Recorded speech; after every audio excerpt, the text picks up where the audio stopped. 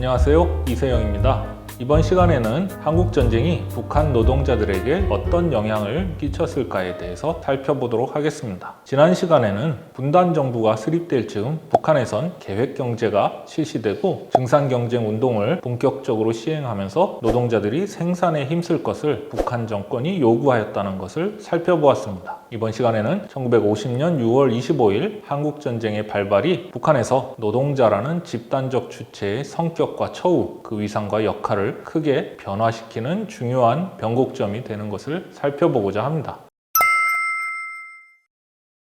무엇보다도 전쟁의 발발은 그렇지 않아도 부족하던 북한의 노동력을 더욱 줄어들게 만들었습니다. 북한 지도부는 이미 1949년 5월부터 18세에서 50세에 해당하는 남성들을 일제히 조사해서 군사 정령자로 등록해 놓았습니다. 북한의 군사 정령자들은 전쟁이 시작되면서 현역과 보충력으로 동원되었고, 이와 동시에 노동당은 개전 직후부터 입대하지 않은 청년들도 전선 출동 탄원운동을 하도록 전개합니다. 그 결과 6월 말까지 약 48만 명의 청년들이 전선 출동을 탄원하게 됩니다. 공장의 남성 노동자들 대다수도 군대에 입대를 하게 됩니다. 흥남 비료공장의 경우 1950년 9월 말 전체 종업원 수의 약 60%를 넘는 2,422명이 전선에 출동하였고, 그 결과 1951년 12월 말 공장의 노동자는 1,389명만 남게 됩니다. 이처럼 전쟁으로 인해 노동력이 부족해지자 이를 메꾸기 위해서 여성의 생산 현장 진출이 독려됩니다. 전쟁 발발 10여일 동안 함경북도에서만 2,300여 명의 여성들이 제철,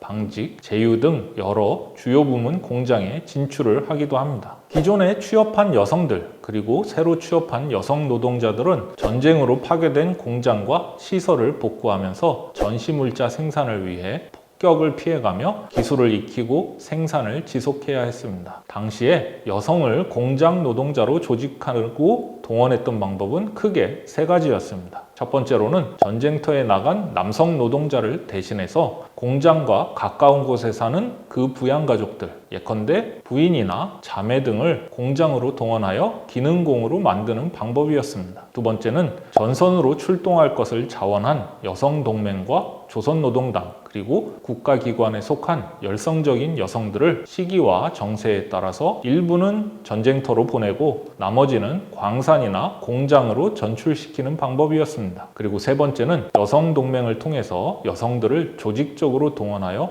공장에 배치하는 방법이었습니다. 그리하여 전쟁 발발 약 3개월 만에 3만 1,000여 명의 여성들이 공장 노동자로 동원되게 됩니다. 한편 북한 지도부는 부족한 노동력을 보충하기 위해 남한 점령 지역의 노동자들을 북한 지역의 산업시설과 공사 현장에 투입시키기도 하였습니다. 북한 지역으로 전출시킬 대상자는 서울시와 경기 북부에 거주하는 노동자들이었습니다. 사업 대상은 서울시 각 구에 있는 공장, 직장이었습니다. 사업은 7월부터 9월 초순까지 진행되었으나 여러 다른 사업과 동시에 추진되면서 실제 전출 대상이 될 수 있는 성인 남성 노동자가 급격하게 줄어들어 8월 14일을 고비로 사실상 끝나게 됩니다. 북한 지역으로의 전출의 규모를 정확하게 추산하기는 어렵지만 1950년 8월 1일에서 13일까지의 사업의 결과 서울시에서만 1,882명이 북한 지역으로 전출됩니다.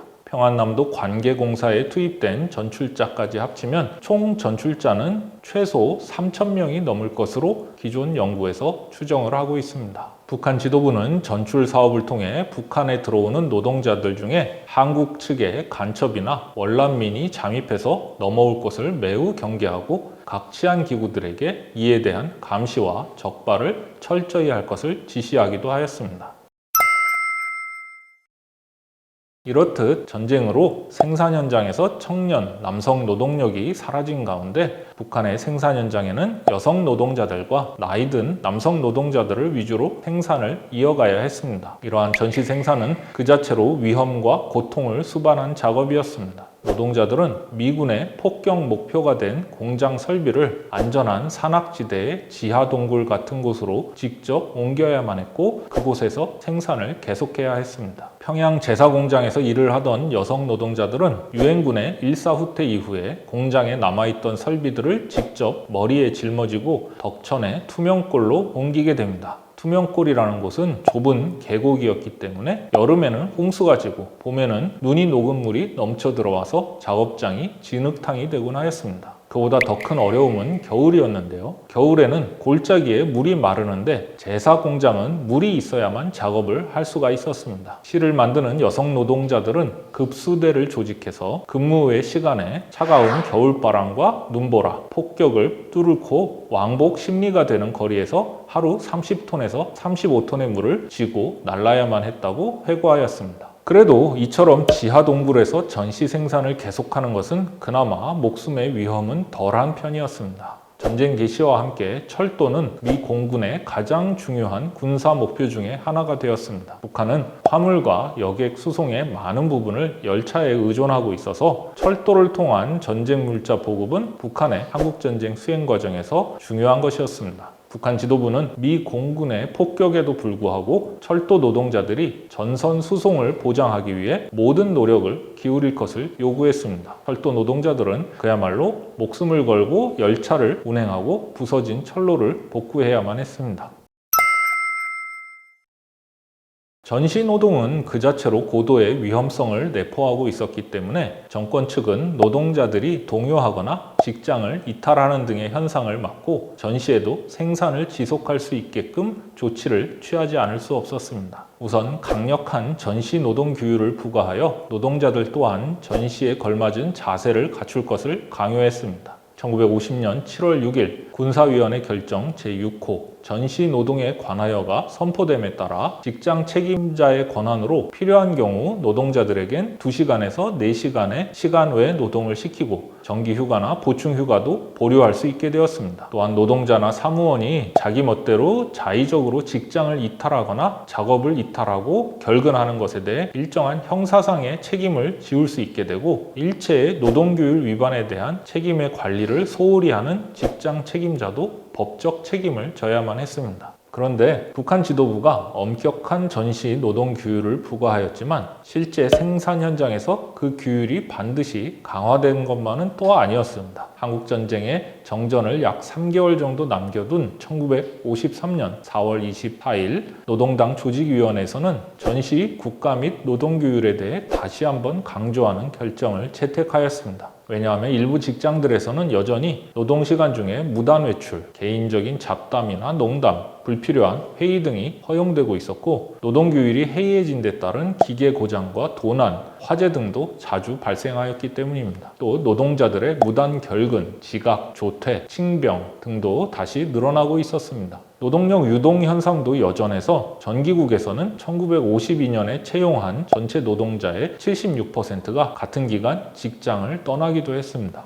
이렇듯 엄격한 전시 노동 규율을 부과하는 것이 전시 생산을 독려한 한 가지 방법이라면 다른 방법은 유인책을 제시하는 것이었습니다. 물론 전쟁 기간 중에 임금 인상을 하는 것은 그다지 쓸모가 없다고 판단됐기 때문에 대신 전시에 노동자들의 생활 안정을 위한 대책을 강구하였습니다. 1951년 11월 10일 노동당 중앙정치위원회에서는 노동자의 생활 안정을 위해 부업 격리를 확장하도록 결정했습니다. 즉 생산 직장에서는 노동자들한테 제공할 급식과 부식, 육류나 어물, 산나물 채취 등과 같은 사업을 책임지고 적극적으로 실시하라는 것이었습니다. 한편 사회적인 보상 체계로 노령영웅 칭호가 이 시기에 제정됩니다. 1951년 7월 17일 최고인민회의 상임위원회는 경제, 문화, 건설 부문에 노령영웅 칭호를 제정합니다. 이 칭호를 받을 수 있는 자는 산업, 농촌, 격리, 운수, 상업 부문에서 과학적인 발전이나 기술적 발명으로 국가에 특별한 공을 세우거나 인민 경제, 문화 및 과학을 향상시키고 공화국의 영예와 위력의 장성을 방조한 자로 규정되었습니다. 노령영웅은 동시에 국기훈장 제1급 금메달인 마치와 낫 그리고 최고인민회의 상임위원회의 표창장을 수여받았습니다. 노령영웅이 되면 국기훈장 제1급에 따르는 연금의 2배를 수령할 수 있고 국기훈장 1급에서 3급에 규정된 모든 특전과 권리를 누릴 수 있었습니다. 그 특전과 권리로는 수훈자가 노동 능력을 상실하거나 남자는 55세, 여자는 50세가 되면 연금을 받을 수 있는 권리, 그리고 연봉 2,400원, 철도나 수상, 운수, 전차, 국영 자동차의 무료 이용권 등이었습니다. 우리는 이번 시간에 한국전쟁의 발발로 인해 북한의 노동자들 중 많은 수가 전선에 나가면서 노동력 부족 현상이 급격하게 심화되었고, 이를 대신해 여성 노동자들을 충원하면서 후방에서의 전시 생산이 계속되어가는 과정에 대해 살펴보았습니다. 다음 시간에는 한국전쟁이 북한의 생산 현장에 미친 영향을 구체적으로 들여다보고 전후 복구를 위해 노동자들이 무엇을 해야 했는지 살펴보도록 하겠습니다. 감사합니다.